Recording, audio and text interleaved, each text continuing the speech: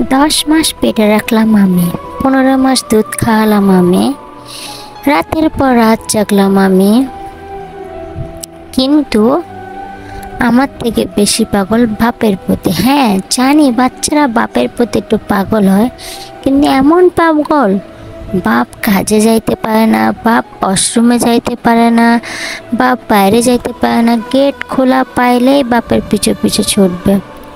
Hello guys, আসসালামু আলাইকুম, welcome back to my another video. আলহামদুলিল্লাহ আমি ভালো আছি, আপনারা কেমন আছেন কমেন্ট করে জানিয়ে দিবেন।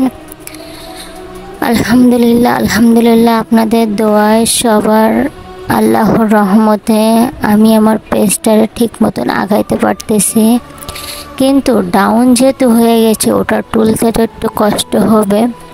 সো কষ্টটা জার্নিটা করে যাচ্ছি, তারপরেও পেজে দেখলাম ভালো কিছুই সামনে সাফল্যের আশা পাচ্ছি।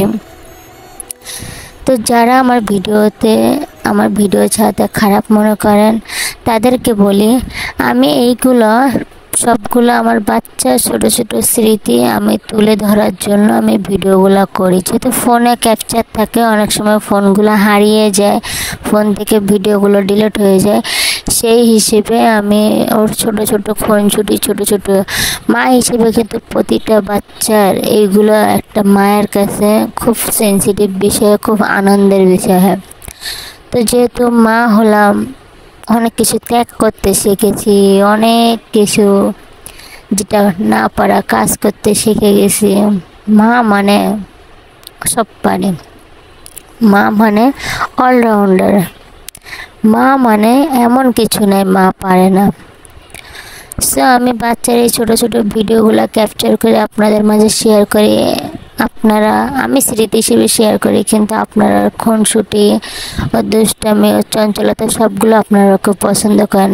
তা না হলে আমি পেজে কখনো এত দূর আগিয়ে যেতে পারতাম না। সো ওকে যারা সাপোর্ট করতেছেন এইভাবে সাপোর্ট করতে থাকবেন, ইনশাল্লাহ ওর ছোটো ছোটো খুনসুটি আপনাদের মাঝে তুলে ধরে আর ওর ভিডিওগুলো আপনাদের অবশ্যই ভালো লাগে দেখে আমি আজকে এতদূর এগিয়ে গেছি। সো ওর ভিডিওগুলোতে সবসময় আপনারা সাপোর্ট করবেন, আর হ্যাঁ ধৈর্য কখনো হারাবেন না।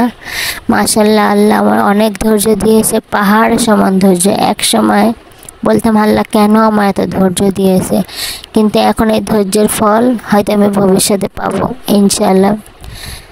সো আমাদের ভিডিওগুলোর পাশে থেকে অবশ্যই দোয়া করবেন, আর লাইক কমেন্ট শেয়ার করতে কিন্তু ভুলবেন না, আর ওর চঞ্চলতাগুলো দেখতে থাকবেন। আল্লাহ হাফেজ, ভালো থাকবেন।